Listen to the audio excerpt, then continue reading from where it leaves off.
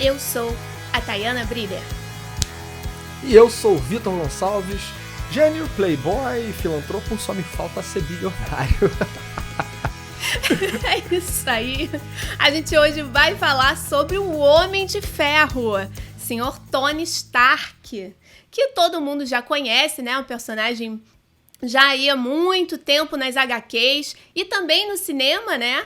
Acho que foi o primeiro desse Universo cinematográfico da Marvel. No universo cinematográfico da Marvel, eu acho que ele foi o primeiro. Foi 2008, né? Se eu não tô enganado, quando esse filme veio ao cinema. Foi 2008.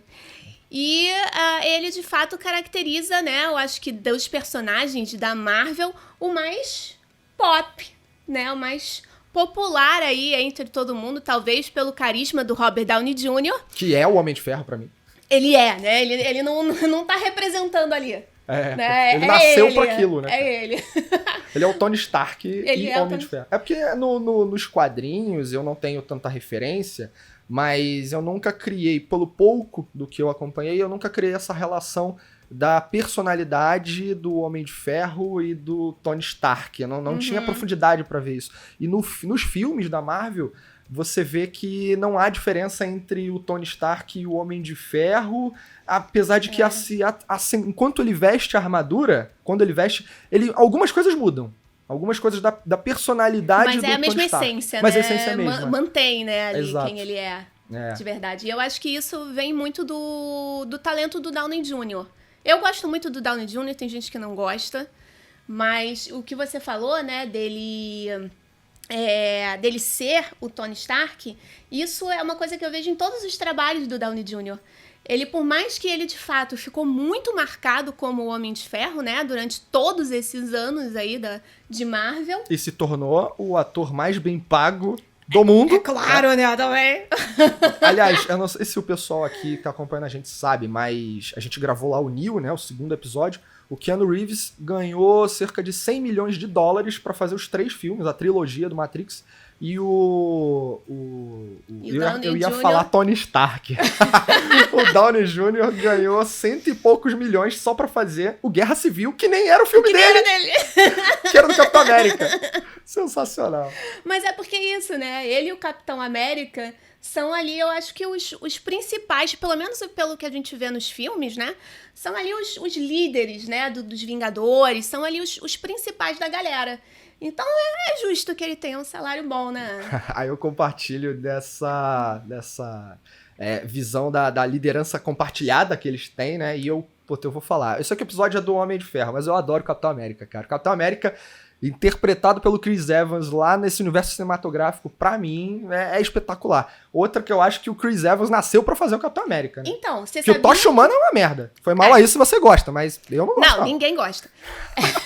Mas você sabia que o Stan Lee falou que o Chris Evans é o que melhor representou o que ele imaginava de personagem quando ele criou os personagens, né?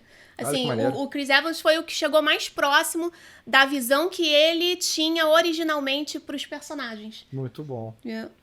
Bom, dito esse contexto... Mas então, né, a gente estava falando do Homem de Ferro, porque ele que é o mais importante no momento. E é mais importante que o Capitão América, de fato. Olha aí, sacanagem. Já começou a trollagem aqui, vai. Eu gosto dele, não nego. Mas assim, eu gosto dele. Muita gente gosta dele. Por que a gente gosta dele? É verdade, acho que dá pra gente dar um mergulho nessa relação de por que as pessoas gostam tanto dele. Aliás, um ponto extremamente importante pra ser dito aqui. Eu falei em algum episódio anterior que a Tayana tem coração de gelo, que ela não chora, né, e tal. Pausa agora, alerta o spoiler, né? Vamos ligar isso aqui porque vou falar de uma cena do Vingadores Ultimato. Então tem spoiler aí, hein, galera, por favor. Não tem spoiler, todo mundo viu o Ultimato. Não, é porque tem a galera, né, você sabe. Então vamos lá. Não gosta de spoiler. Mas vamos falar. Quando, lá na cena final do Vingadores Ultimato, quando o Tony Stark, ele tá inclusive com a roupa, com a armadura do Homem de Ferro, mas sem o capacete, então você vê que é uma coisa só, né? E ele estala os dedos e detona tudo e manda o Thanos lá pro raio que o parta. Aquela cena, o cinema inteiro ficou desesperado ali, tão feliz, mas depois virou uma correnteza de lágrimas, já que o cinema inteiro chorou, inclusive esta que tá aqui ao meu lado, a Tayana, chorou, meus amigos. Por isso que eu tive que falar essa frase no início, gente, porque me marcou. Agora, porque todo mundo chorou no cinema, nesse filme, e se apaixonou pela construção desse personagem nesse universo cinematográfico? O que eu penso?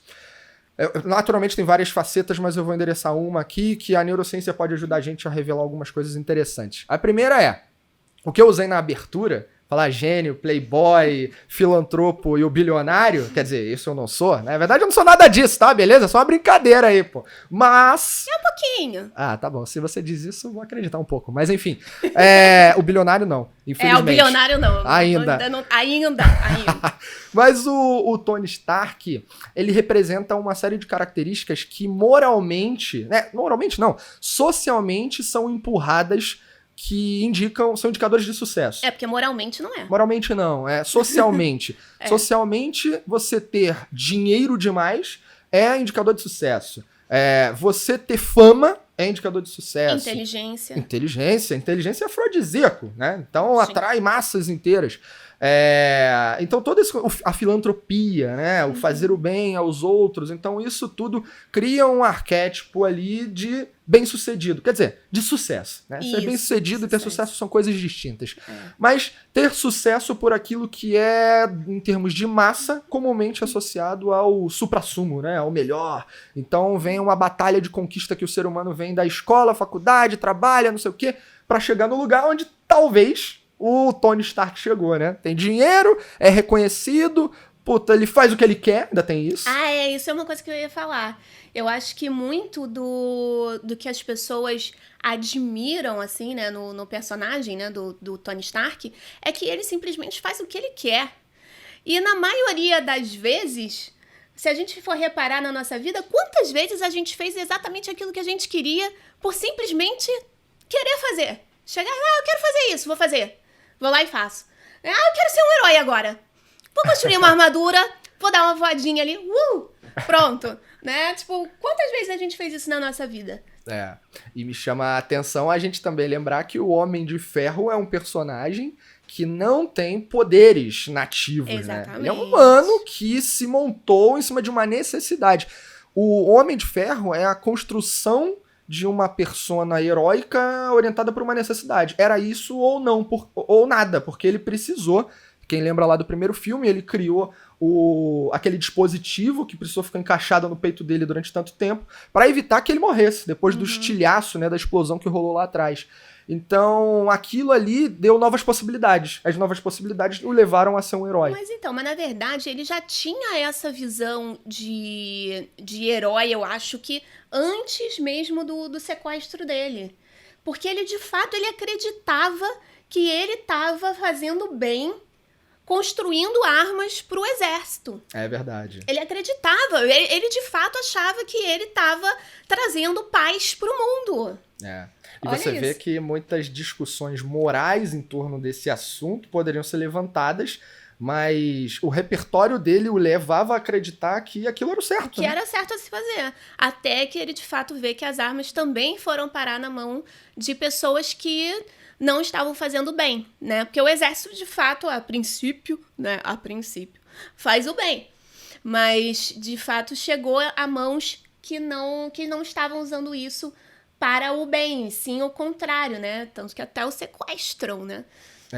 Agora, complementando essa relação de por que gostamos tanto dele, a sociedade de modo geral, existe um fator cerebral, uma relação de estudo que já vem há muito tempo, chamada neurônios espelho, que são neurônios que todos os seres humanos possuem, que associam relações externas ou elementos externos à nossa própria realidade, né? Características de outras pessoas, bens de outras pessoas, e ativam na gente um desejo igual de ter aquilo. Um desejo semelhante de ter aquela realidade para dentro de si. Então você vê uma pessoa, sei lá, andando com uma Ferrari conversível na praia e puta, você olha aquilo e fala, caraca, que sensacional, imagina eu ali. Né? Então, é muito provável que pessoas que gostem de carro esportivo, que passem, não é pela Ferrari, é pela sensação que aquilo te leva, né? É pelo prazer que aquilo vai te dar.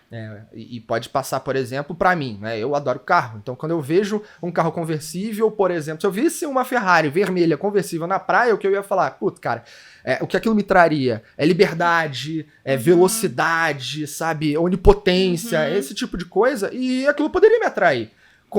Então, assim, existem essas relações de comportamentos ou bens que as pessoas possuem e a gente, enquanto ser humano, pelos nossos valores, podemos fazer associações. Por mais que a gente não tenha aquilo, nós queremos. Então, o neurônio espelho, ele tem essa característica de aproximar o que nós ainda não temos, mas um dia desejamos. Olha só. Isso, olha. Não me peça pra falar isso de novo.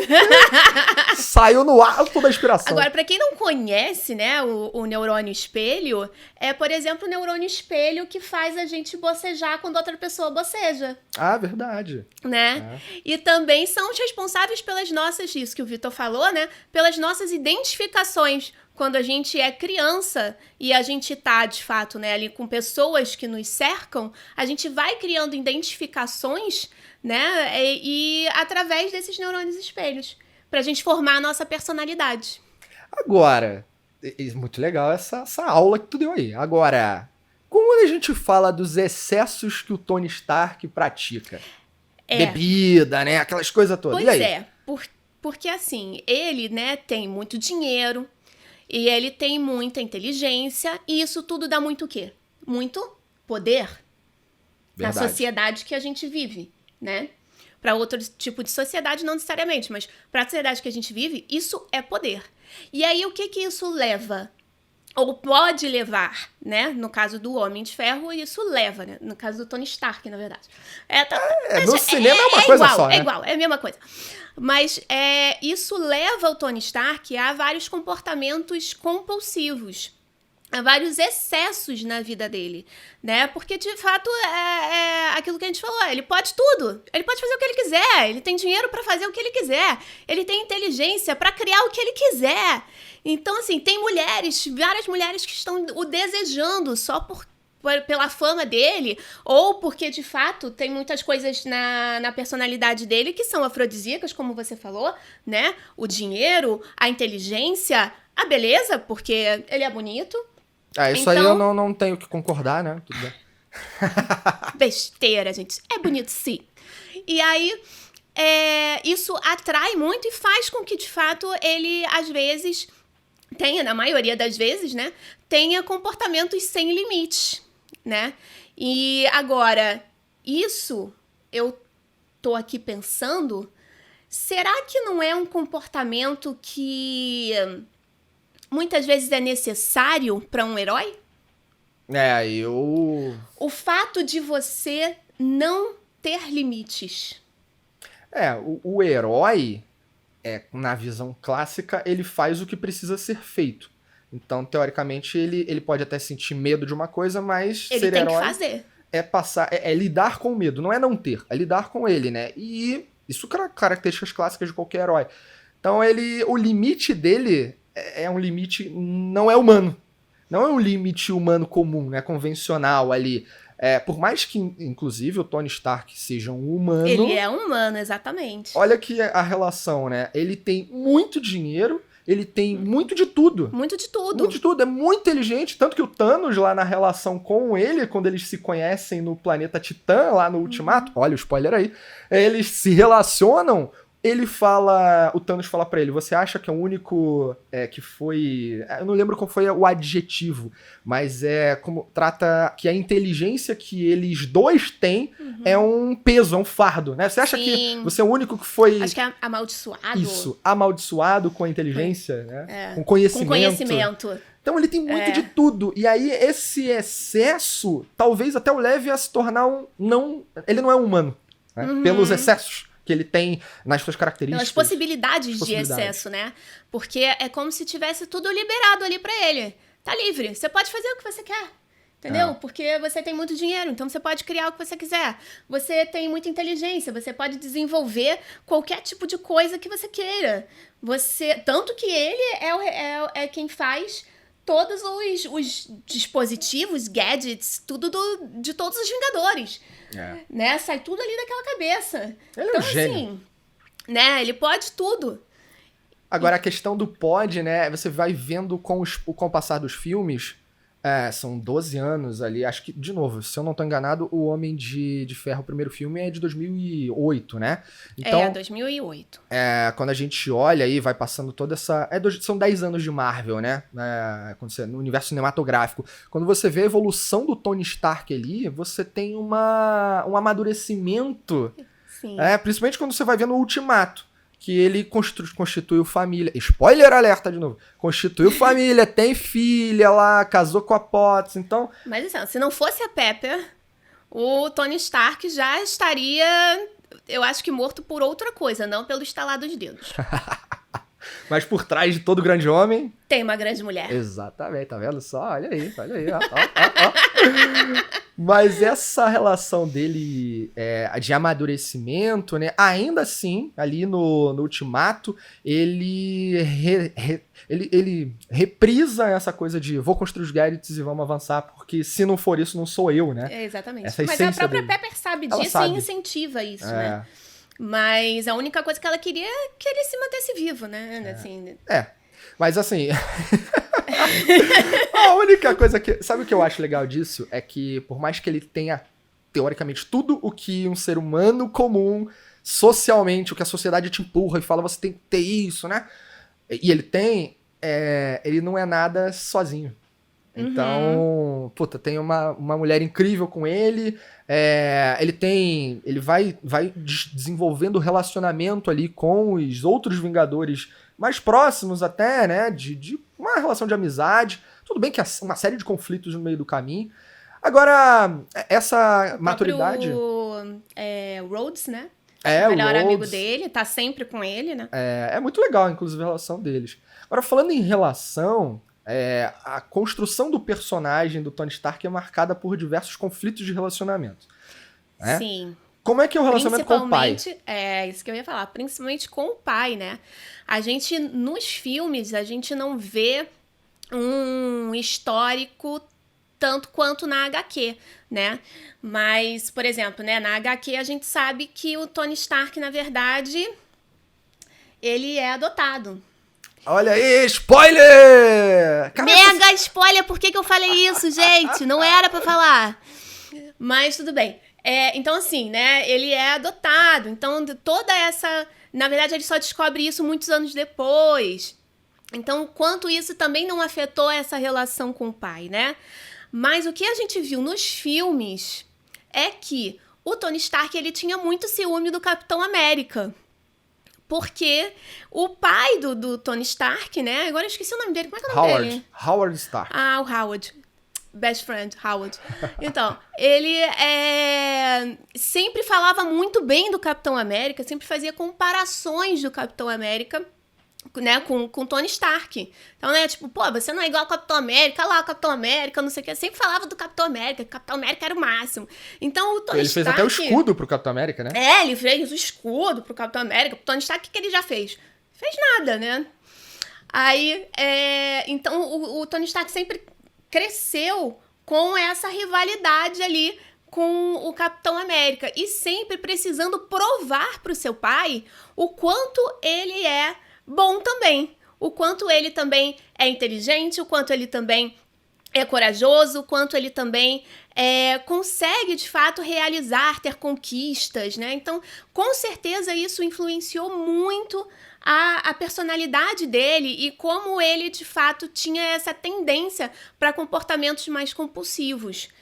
Porque é como se fosse uma forma dele escapar um pouco disso, sabe? Dessa necessidade de estar sempre tendo que provar alguma coisa pro pai. Porque esses comportamentos excessivos e compulsivos já vêm desde a adolescência, né? Ou seja, comportamentos excessivos e compulsivos podem estar ligados diretamente às faltas em estágios iniciais da vida, né? Com certeza ligados a faltas, porque o compulsivo, ele quer preencher um vazio com o quê? Com prazer. com aquilo que vai dar prazer pra ele. Então a gente tem vários tipos de compulsão, né? Pode ser alimentar, pode ser por compras, pode ser por academia, por exercício. E, ó, isso foi uma indireta pra mim, eu acho, hein? Não foi não. Pior que não foi não. Pior que não foi não. Mas assim, então você sempre tá nessa busca do prazer, né? E essa relação a gente tá falando de relações, né?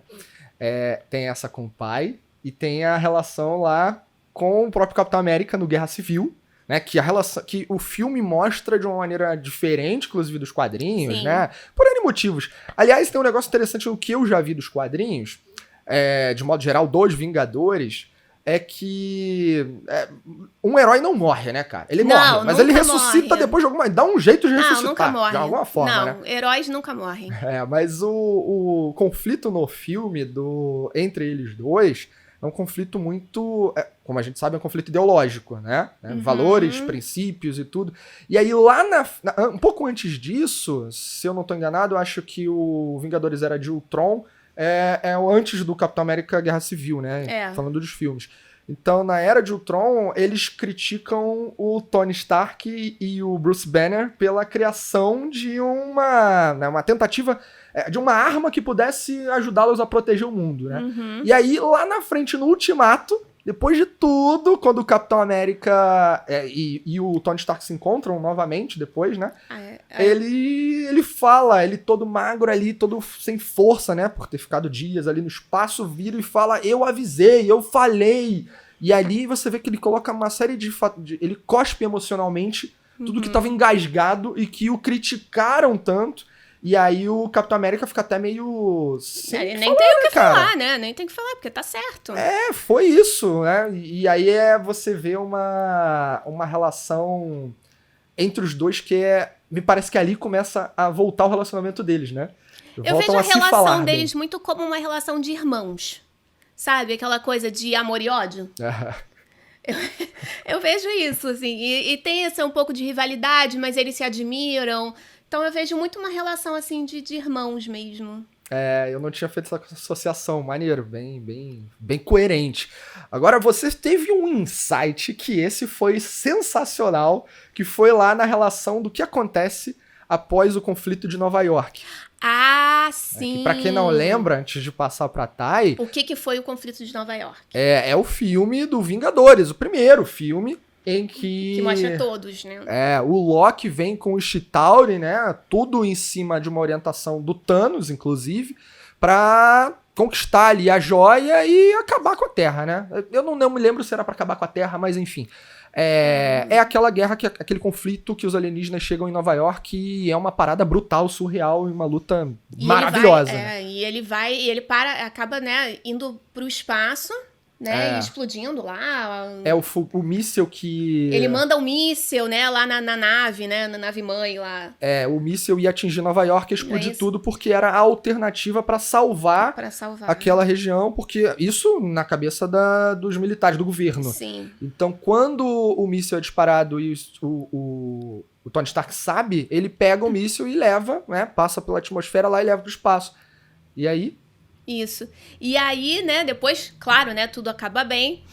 E o Tony Stark, no filme do Homem de Ferro 3, a gente consegue ver que ele acaba tendo estresse pós-traumático por conta desse evento, né? E como é que isso aparece? Porque o estresse pós-traumático, ele acontece depois de alguma situação de muito medo ou impotência, seja direta ou indireta.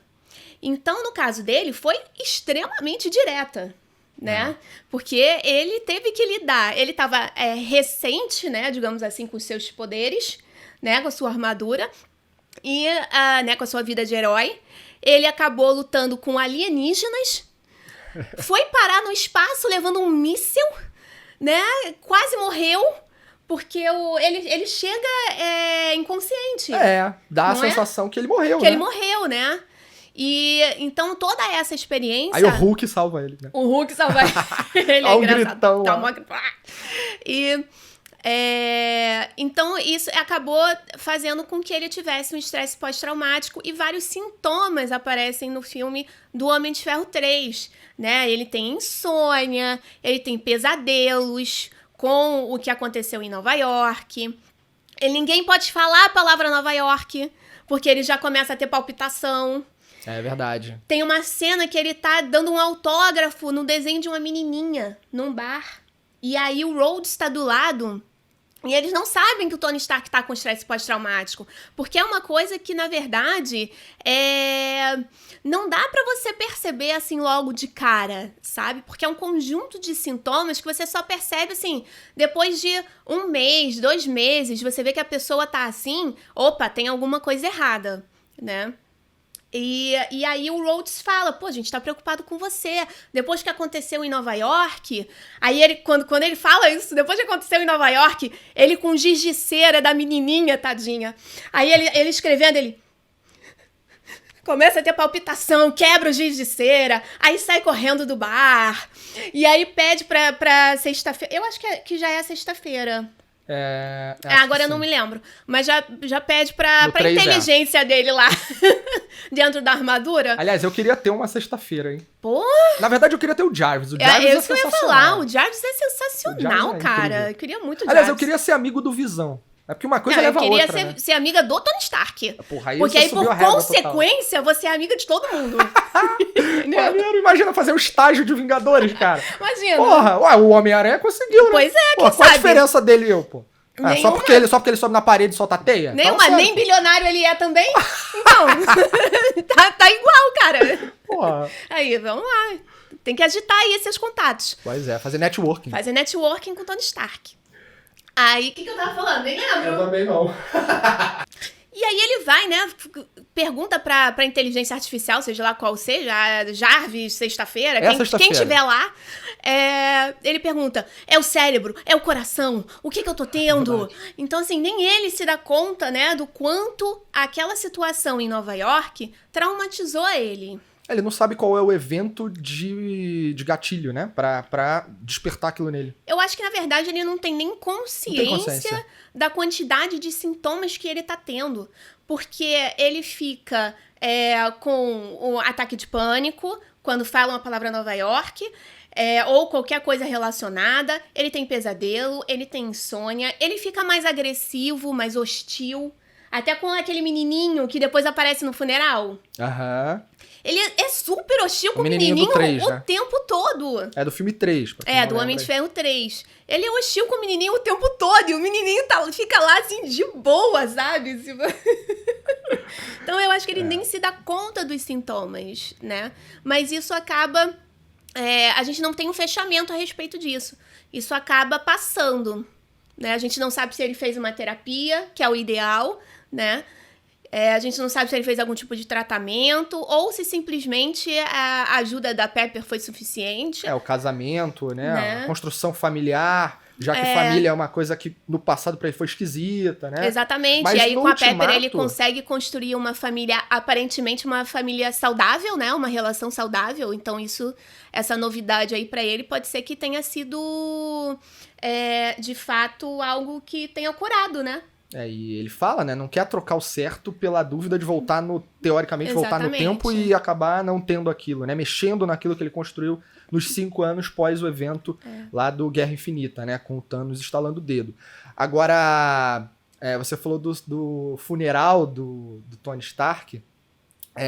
Acho que esse filme, pra mim, é um filme, pra gente já caminhar aqui pro fechamento, é um filme que também como fechou essa sequência aí, ela fechou de uma maneira... Pra mim, é o melhor filme que eu já assisti, de verdade, porque é um filme que eu tenho vontade de chorar em vários momentos, né? Eu já falei aqui que eu choro com qualquer coisa.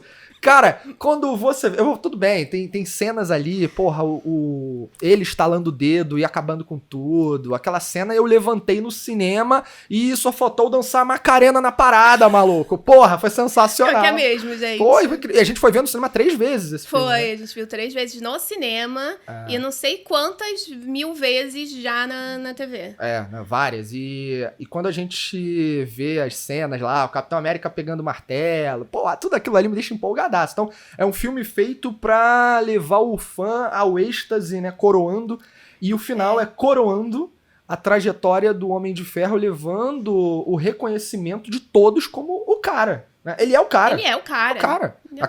O funeral dele que todo mundo tá chorando no cinema, né? Aquela coisa toda. Aquele momento que colocam o dispositivo que ficava no peito dele, a né? prova que Tony Stark tem um coração. Porra, é muito maneiro. Tem uma simbologia muito legal ali, né? Então, mostrando aí que o Tony Stark também não é só esse comportamento compulsivo. Esse playboy arrogante.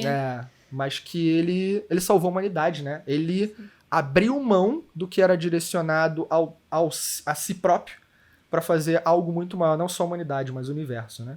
Foi o que ele fez. Ai, que lindo, gente. Pois é. E com isso, a gente termina aqui esse episódio fantástico de um personagem igualmente fantástico, que é o Tony Stark / Homem de Ferro pra gente. Tudo a mesma coisa. É a mesma coisa, / Robert Downey Jr., né? Sim, porque também é a mesma coisa. Pois é.